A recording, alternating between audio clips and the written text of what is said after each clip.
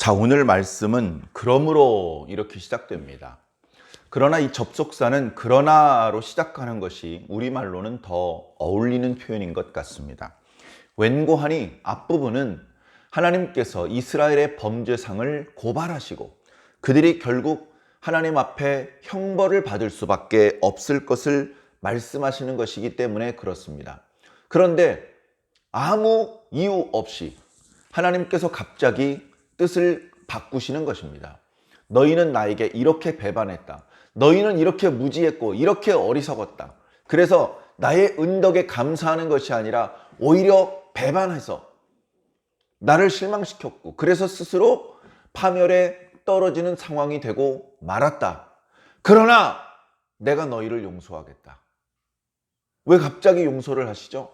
이스라엘이 그 실수를 다 보상했나요? 스스로 벌금을 지불했나요? 스스로 뉘우쳤나요? 다시는 범죄하지 않을 수 있는 그런 온전함을 갖추었나요? 아닙니다. 이스라엘은 스스로 그 벌금을 지불할 수 있는 능력이 없습니다. 이스라엘은 스스로 온전히 자신의 잘못을 깨닫고 회개하는 것도 아닙니다. 다시 범죄하지 않을 수 있는 온전함은 영원히 가질 수 없습니다. 그런데 왜 하나님께서는 용서하기로 하셨을까요? 그것은 우리 어리석은 인간으로는 알 수 없습니다. 하나님은 살아계시고 하나님은 전능하실 뿐 아니라 사랑과 긍휼이 많은 분이기 때문이라고 밖에는 생각할 수 없는 것입니다. 물론 하나님께서 그렇게 사랑과 긍휼이 풍성하신 분이니까 신앙생활 안 해도 죄 짓고 살아도 무조건 용서받는다라고 어리석게 착각을 하시면 안 됩니다. 말씀을 통해서 하나님의 진심을 깨닫고 우리가 어떻게 변화되어야 마땅한지를 느끼시기를 부탁을 드립니다. 그러나 보라! 내가 그를 타이를 것이다. 할렐루야. 그는 음란한 아내입니다. 그가 상징하는 것은 이스라엘입니다. 이스라엘은 스스로 뉘우치지 않습니다. 이미 여러 차례 말했지만 기회를 주었지만 듣지 않습니다. 그런데도 불구하고 하나님께서 또 그를 타이를 것이다 라고 말씀하고 있습니다. 그를 인도하여 거친 들로 가신다고 하십니다. 이곳은 사막이고 광야입니다. 매우 어려운 환경이죠. 그래, 드디어 범죄했으니까 광야에서 벌을 내리시는구나 생각을 하셨는데 생각할 수 있지만 거기서 포도원을 주신다고 말씀하십니다.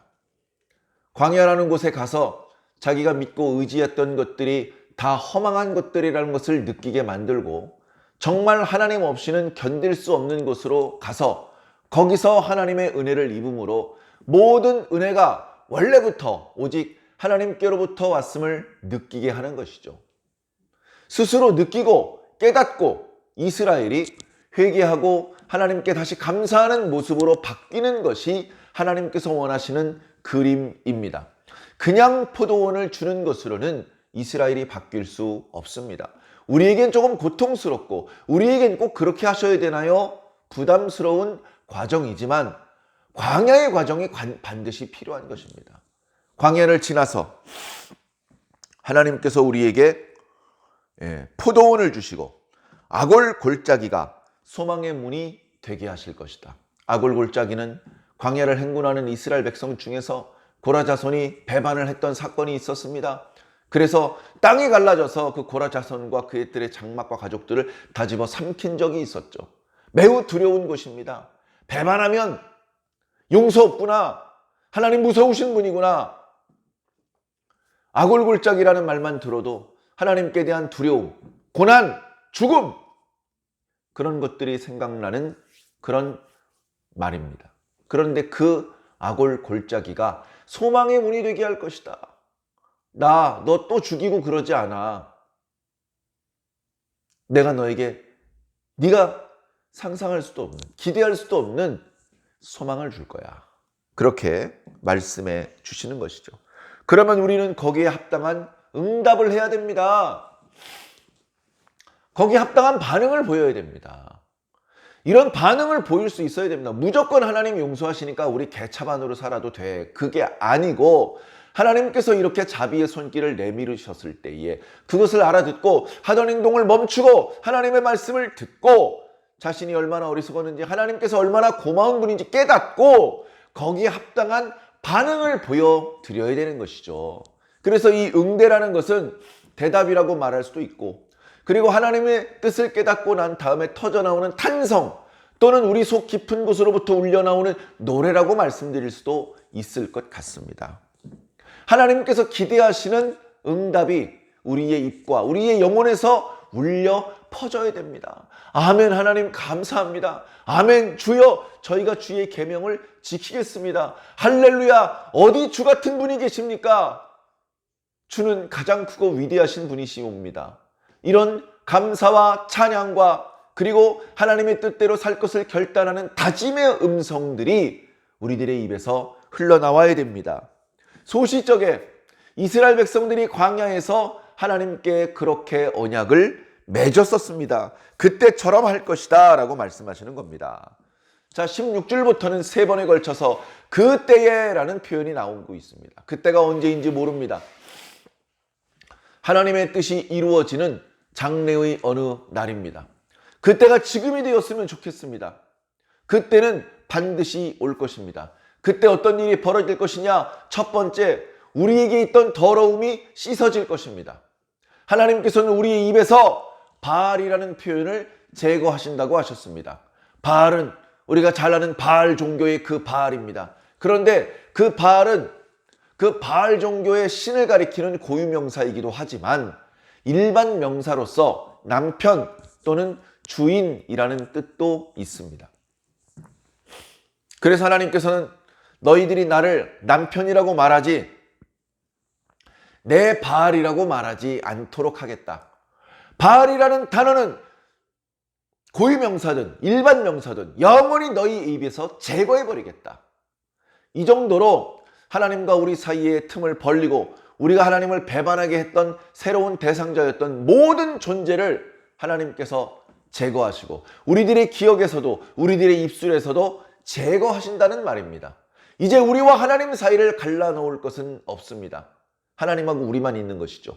그래서 그 둘 사이의 관계가 회복되게 하시는 것입니다.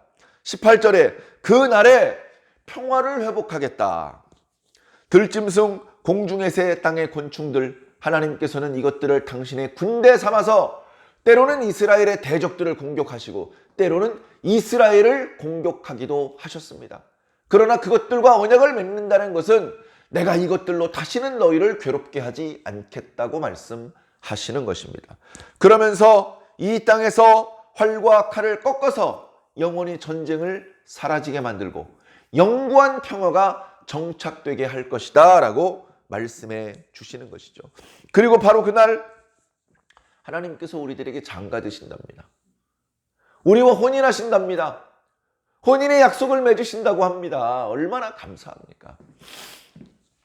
지금은 자유민주주의 시대라고 그렇게 우리가 말합니다. 과거에 예를 들어 가까운 과거인 조선시대처럼 양반이 있고 상민이 있어가지고 상민은 상민끼리 결혼해야 되고 양반은 양반끼리 결혼해야 되는 그런 시대가 아니라는 겁니다. 지금은 신분에 어떤 높고 낮음이 없기 때문에 누구나 자유롭게 연애할 수도 있고 결혼할 수도 있다. 예를 들면 그렇게 말은 하는데 현실은 어떻습니까? 현실에는 엄연한 신분이 존재합니다. 참 안타까운 말이지만 현실의 신분이 존재합니다. 직장인도 정규직과 비정규직이라는 그런 신분 차이가 있습니다. 하나님은 똑같는데 받는 대접은 너무나 다릅니다. 인류대학교를 졸업한 학생인지 지방대학을 나온 사람인지 재별가의 자제인지 그냥 평범한 사람인지 우리 대한민국 국민은 모두 평범한 사람 아닙니까? 대통령으로부터 시작해서 가난한 시골의 할머니까지 다 똑같은 평등한 그런 존재이어야 하는데 현실 속에서는 가진 사람들이, 배운 사람들이, 권력을 쥔 사람들이 그렇지 못한 사람들을 개, 돼지로 생각하는 것이 어찌 보면 현실입니다. 그래서 재벌가의 어떤 딸을 가난한 남자가 사귀면 찾아옵니다. 야, 우리 딸 만나지 마. 너가 우리 딸이랑 어울린다고 생각해? 돈이 없어? 돈 줄게. 이거 먹고 떨어져. 이런 식의 스토리를 우리는 드라마뿐 아니라 현실에서도 무수히 만나지 않습니까? 자, 이런 신분 차이가 있는데 이런 부자와 가난한 사람이라고 하는 신분 차이하고는 비교할 수도 없이 하나님과 우리 죄인하고 어떻게 결혼을 합니까? 하나님은 의로우시고 우리는 죄인이고, 하나님은 신이시고 우리는 인간이고, 너무나 안 맞습니다. 우리는 하나님과 손 잡으면 좋죠. 우리는 너무나 좋은 일이 많이 생길 겁니다. 하나님께는 우리가 아무 보탬도 유익도 없습니다. 그런데 하나님께서 먼저 우리와 결혼을 하고 싶어 하십니다. 예? 왜 그렇습니까? 더 이쁜 사람, 더 돈 많은 어떤 존재가 있다면 왜 굳이 우리를 결혼의 상대로 생각하시는 겁니까? 사랑이죠. 사랑입니다. A그룹 재벌의 아들이 B그룹 재벌의 딸과 결혼을 하는 것이 서로 유익입니다. 그런데 아무런 유익을 주지 못하는 평범한 사람, 아무것도 가진 것이 없는 사람과 결혼을 한다면 이유는 사랑이죠. 무슨 다른 이유가 있겠습니까? 사랑하는 성도 여러분, 하나님께서 우리에게 장가 드신다고 3번이나 말씀하고 계십니다. 어떻게 장가를 들 것이냐? 내가 영원히 너와 함께 살 것이다. 내가 공의와 정의와 은총과 긍휼로 장가들 것이다. 내가 진실함으로 장가들 것이다.